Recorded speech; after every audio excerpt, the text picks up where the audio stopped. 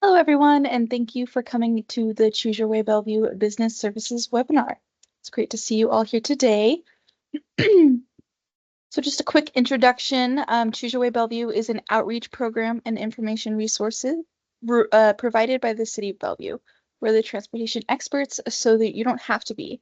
My name is Mackenzie McDonald. I am a TDM or Transportation Demand Management Specialist with Choose Your Way Bellevue and Connect Bellevue. And also with us today, we have Arthur Bachus, who's a systems engagement specialist at Sound Transit.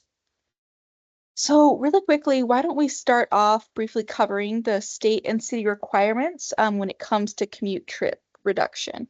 So here in Bellevue, we are impacted by both the Washington State Commute Trip Reduction Law, um, which essentially just says that major employers as well as jurisdictions such as the cities and counties should be in charge of and maintain their own employee commute programs.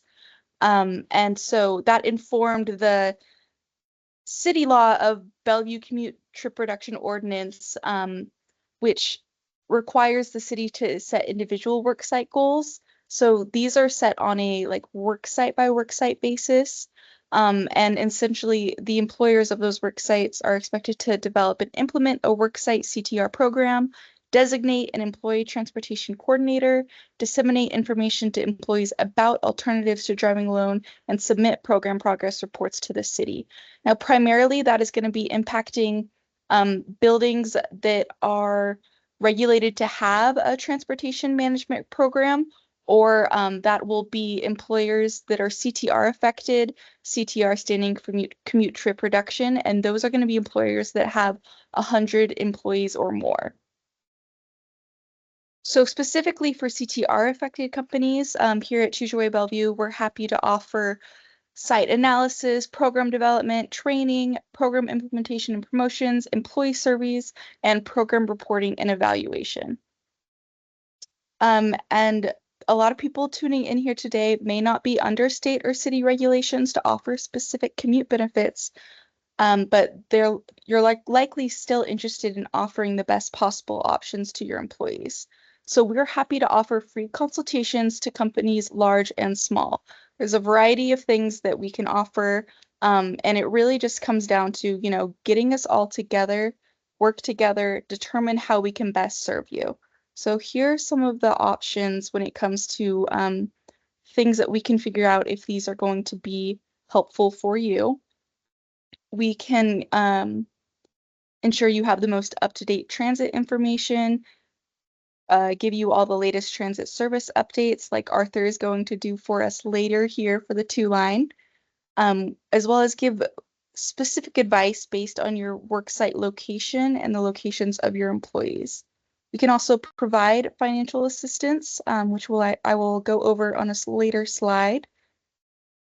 We can help you plan for bike commuters, carpools, van pools, and ensure your employees are equipped with the necessary information for riding transit.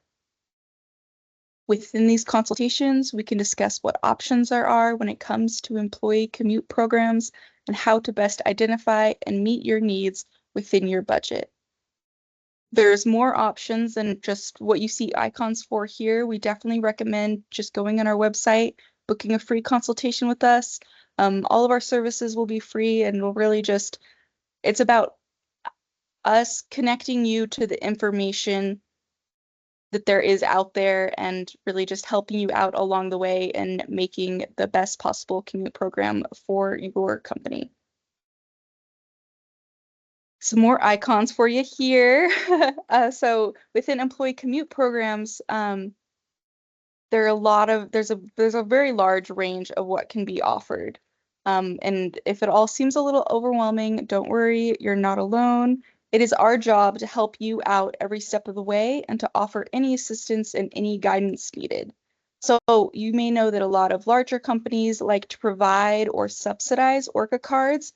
That might end up being a little bit more on the expensive side, as well as, if you don't have current lockers or uh, bike lockers or showers, those capital changes you can think about implementing that may be a little more costly, but that is something that can be covered with the mini grant that we're going to speak on later. Additionally, you can offer financial incentives. You could offer subsidized or prioritized parking for people that are primarily taking more sustainable modes or modes that cause less road congestion. If you're in an area not well served by transit, we can help to arrange carpools and van pools for your employees. And what that looks like is, just figuring out where people are coming from, what different shifts they're on, if you have a lot of employees that are shift workers, and trying to couple people up so that they can either be in an employee-owned car or a car provided by King County Metro through their van pool program. So if the van pool program is something that you think your employees would be interested in, we're also happy to connect you with members of King County Metro's designated van pool team, and they can really help you out every step of the way. They have employees where their entire job is just getting people into van pools and helping them maintain them over the lifetime of that van pool. If you don't want to,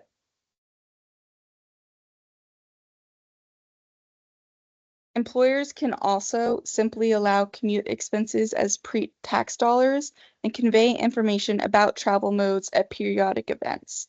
If you'd like to go this route, we can give you all the materials needed to have your own transit information session or transportation fair. We can also come by and help you put these on. Transportation fairs are really popular with the employers we work with. We just did one with Amazon a couple of days ago to prepare for their return to work. But if you would like to go this route, but this is something we offer completely free of charge, like all of our services. We're happy to pull together all of King County Metro, Sound Transit, and other agencies such as Cascade Bicycle Club to help deliver information, brochures, maps, and other freebies to your employees.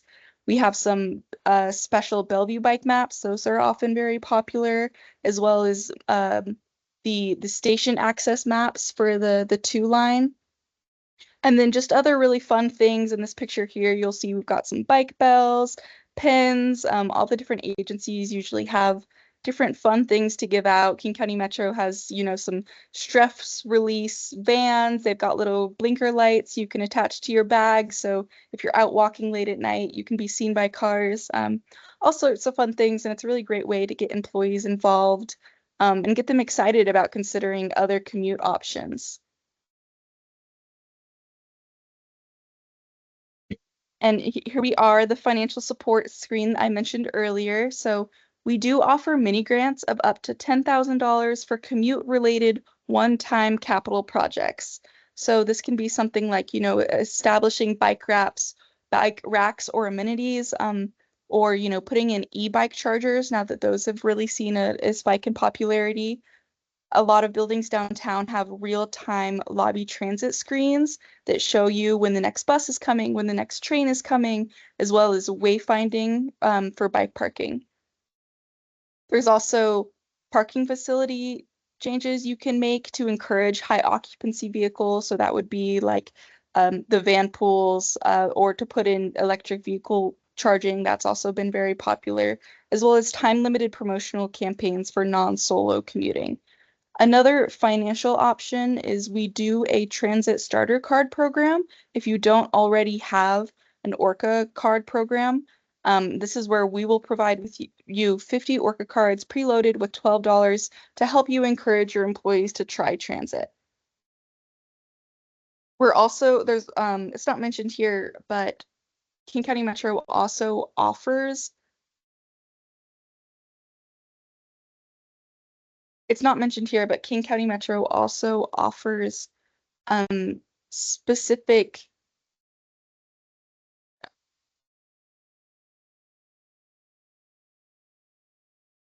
a little bit more on the mini grant. So both the application and a guideline packet are on our website at www.chooseyourwaybellevue.org/mini grant. And so just some quick things. The funds are intended to provide support towards projects already underway or to make projects possible that organizations cannot normally offer. Mini grant funds will be provided on a reimbursement basis. So essentially what that will look like is once you submit an application, we'll review that. And if you are approved, we'll go ahead and say, okay, yes, you're approved. We'll set aside the funds for you. And once you've completed your project and you have, all the necessary receipts to show us, then we can reimburse that money back to you. And it's a limit one grant application per work site, but applications can include multiple components. So if you want to put in bike racks and you also want to change up something else in your parking facility, that can all be part of one application. One really important note is that they can't be used for ongoing non-drive alone commute subsidies or ongoing programs, but it can be used to start up programs. So that's the real important part about it being a one-time capital project, is it's just something that, you're getting the boost to get started or to put in that thing that is going to help your employees commute in a different means of commuting than they are currently. And yeah, a great way to work this out is to just schedule that free consultation with us, and we can discuss potential uses of the mini grant at your workplace. And that way, if there's any issues with the application, you can kind of address that beforehand. We can talk it out through the consultation, and then once you submit your application, hopefully, we will have gotten all our ducks in a row. And lastly, before I give it over to Arthur, I just wanted to speak on our individual program. So for any employers unable to offer extensive commute benefits, our individual incentive program is a really great motivator for employees, and it's at no cost to you. So anyone who works or lives or travels to Bellevue can earn rewards by logging their non-drive alone trips in our website or on our app. So if you take any of the methods seen below, busing, light rail, carpool, vanpool, bike, walk, or your employees take any of those methods, if they log their trip with us after making an account on our website, then after 25 logged trips, they automatically have their choice of a $50 gift card to either REI or Spotify or an Orca card. There's a couple of different options. And then if they log 8 days, then they'll be entered into a raffle for a 25 gift card. We do 2 of those a month, or a $50 gift card as part of our storytelling drawing. And then 50 days for a chance to win a $250 Orca gift card.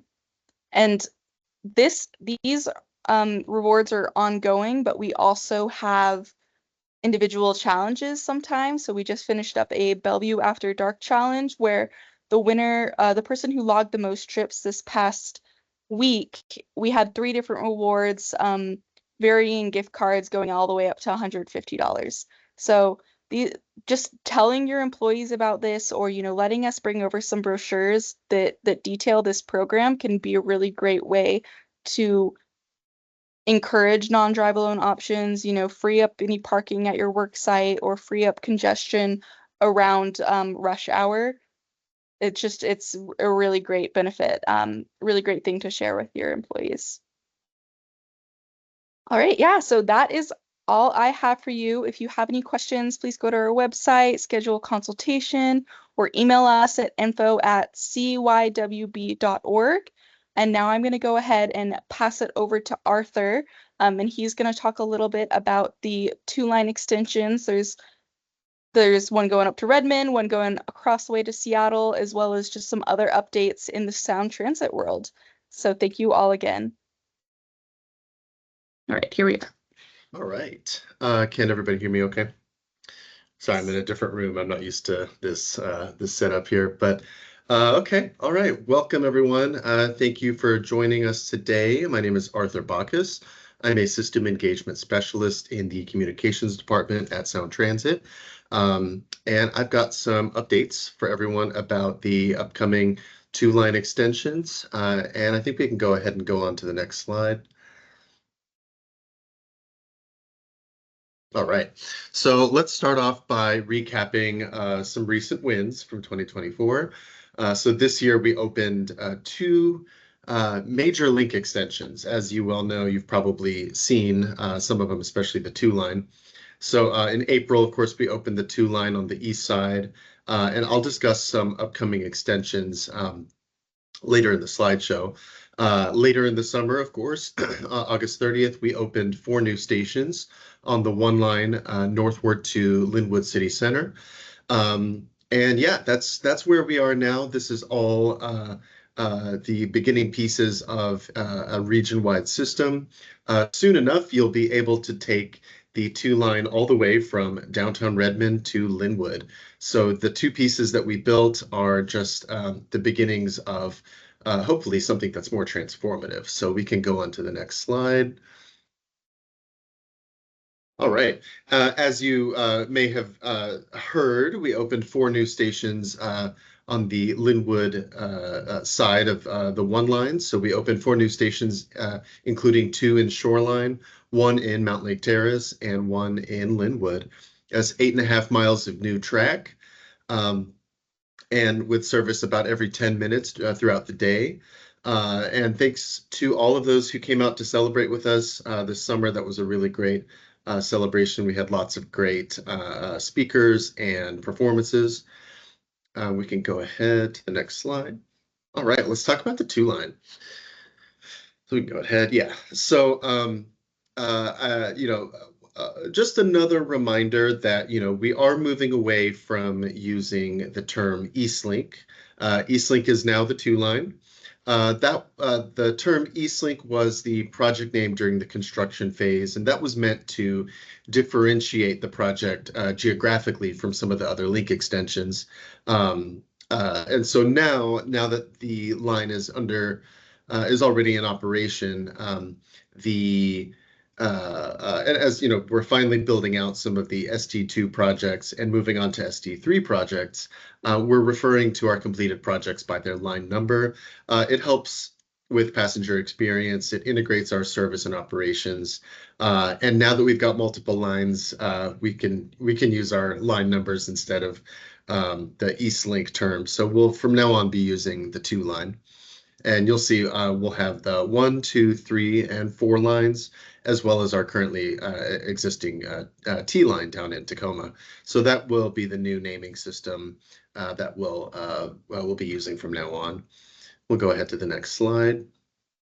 All right, so the 2 line will be opening in 3 phases. As you may have noticed on the east side, we opened the first phase last year, or earlier this year, I should say. And that is currently in operations between South Bellevue Station and Redmond Technology Station, which is at the heart of the Microsoft campus. And then the next phase, we are now in the beginning stages of preparing for our opening celebration. So we'll see the downtown Redmond link extension opening in the spring of the coming year. And that'll include 2 new stations.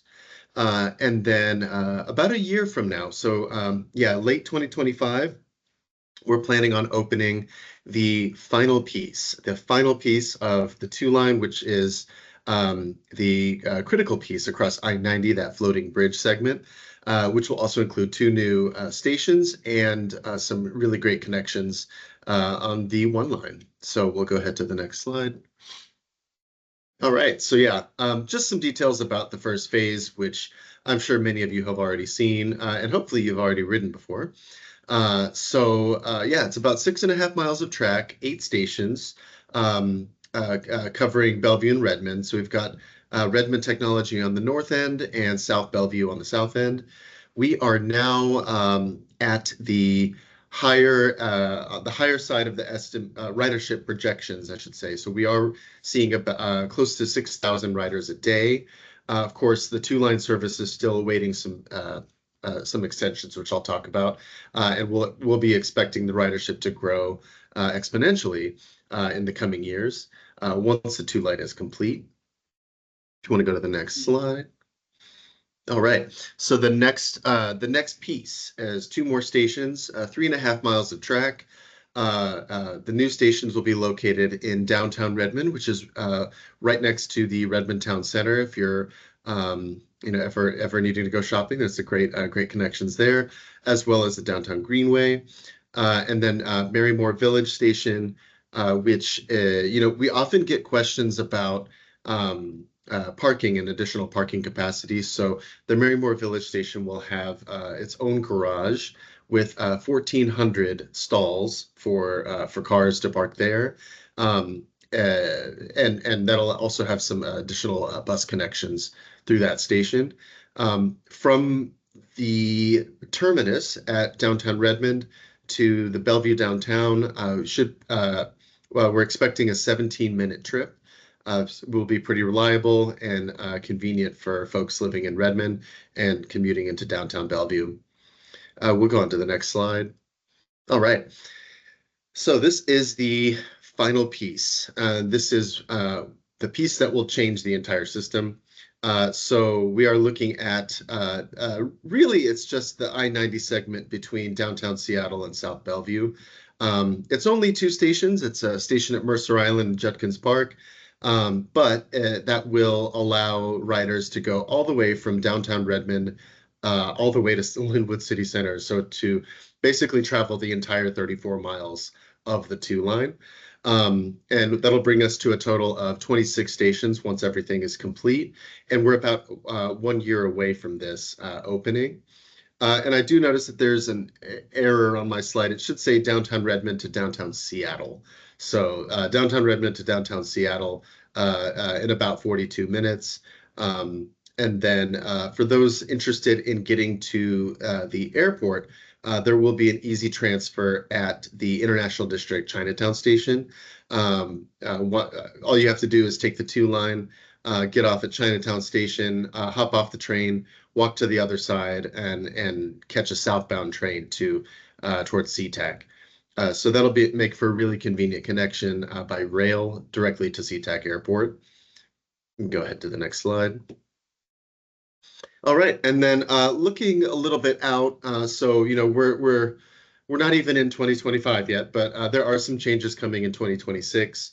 The biggest ones on the 1 line, of course, will be 3 new stations south of where the current terminus is on the 1 line. So the 1 line is currently operates from Linwood City Center all the way down to Angle Lake Station, which is just south of the airport. The Federal Way Link extension will bring 3 new stations at Kent Des Moines, Star Lake, and downtown Federal Way. And then with this, we're working on a bus restructure. Once the Federal Way link extension is complete, we'll be working with King County Metro to update some of the routes and provide better connections and better integration with the existing bus system and the new stations that are part of that link project. And then same thing on the east side. So after the full 2 line is complete, like I said, about a year from now, we'll be working on implementing the East Link Connections bus restructure project. And I'm happy to share that link in the chat after this.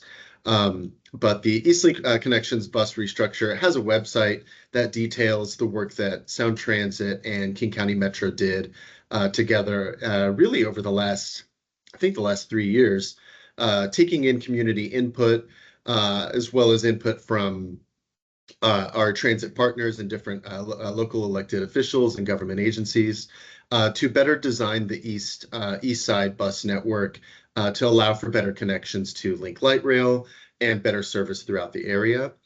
And then also, this impacts both of the lines. In 2026, we'll have a new infill station in North Seattle. The naming of the station, which is currently known as 130th Street, is likely to be updated. So we do actually have a survey going on asking folks what their preferred name would for that station should be.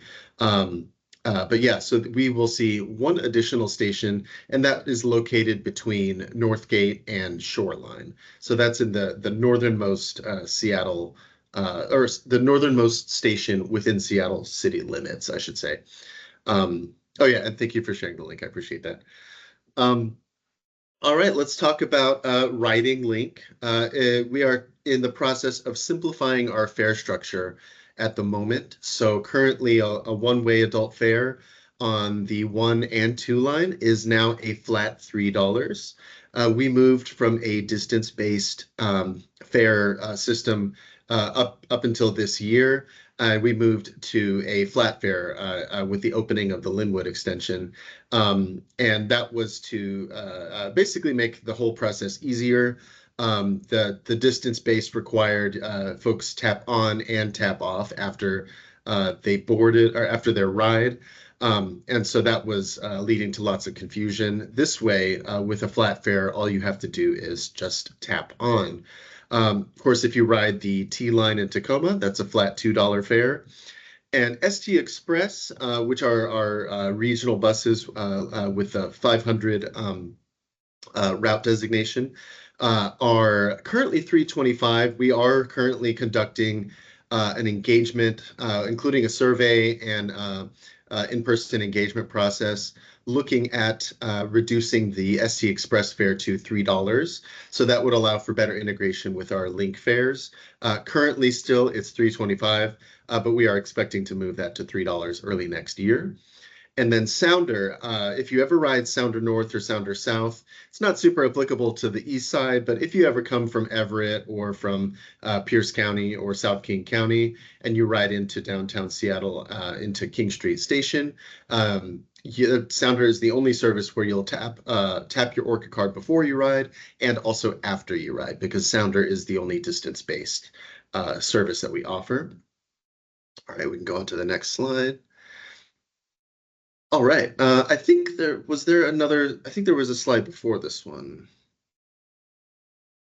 Uh, yes, there we go. So just kind of reiterating what I said in the previous slide, we no longer have to tap off on Link or ST Express. You simply just tap on before you ride. If you're looking for how to pay, you'll look for those yellow Orca card readers. Those are located at link station entrances on the platforms of Sounder stations and next to the driver once you board the ST Express buses. Of course, like I was saying earlier, on the 1 and 2 lines, the T line and the ST Express services, you'll just tap before you board, and then Sounder, you will need to tap before your trip and after your trip. All right, and there's, of course, multiple ways to pay. The easiest way, you'll find it at all of our link stations, are our ticket machines.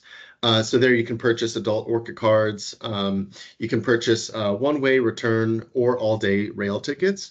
You can pay with cash and credit or debit cards. If you'd like to pay on your phone, a lot of people prefer that now. You can use the Transit Go ticket app. And that is a separate app that you download, but you can purchase ride passes for any of our local transit agencies on there. You just want to make sure to activate. So there's an option to activate the ticket that you purchase. So that way you activate the ticket before, for your ride.